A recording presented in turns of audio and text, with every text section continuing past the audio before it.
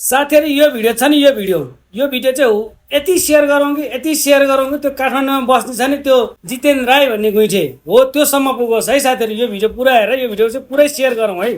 Hello जित बाबु sir, के हो बान्तावा राई सर? अनि तपाईँको पारा यस्तो आफ्नो राई र लिम्बूलाई लडाउनु पो पुगेन, काठमाडौँमा जानुभयो, नेवारहरूलाई लडाउनु खोज्नुभयो, जुधाउनु खोज्नुभयो, त्यहाँ पनि भएन।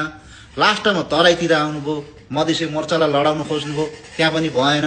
त्यसपछि अनि फेरि तराई आउनुभयो है, सुनसरीको चाहिँ हाम्रो के भन्ने ठाउँ, त्यहाँ आउनुभयो। त्यहाँ आएर फेरि अहिले मुस्लिम र हिन्दूलाई चाहिँ जुधाउनु भयो, कति पैसा कति के गरेर पेलेर। अहिले हुँदाहुँदै नभएर फेरि यहाँ मगरको उयसमा आउनुभएको तपाईँ। हामी त्यो अरू जस्तो मगर होइन है सर, हामी अरू जस्तो मगर नसम्झिनु है। र तपाईँहरूलाई म एउटा के भन्छु भने, हाम्रो सबैभन्दा पहिले है, हामी सबैभन्दा पहिले नेपाली हौँ है। हाम्रो पहिचान र धर्म भनेको नै नेपाली हो, देश हो। ओके, नेपाली देश हो। त्यसपछि मात्र आउँछ यो जात धर्म समुदाय।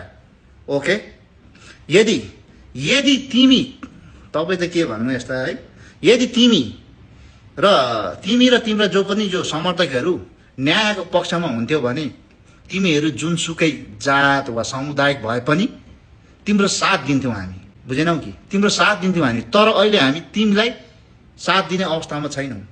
किन? तिमी आफै रङ्छौ, तिमीलाई थाहा छ। तिमी अहिलेको पक्षमा भन्ने हो भने तिमी सही छैनौ। त्यसैले हामी मगरवासीहरू तिमीलाई साथ दिन सक्दैनौँ। यति कुरा विचार गर। हामी मगर हो, सोझो छौँ, एउटा इमान्दार छौँ।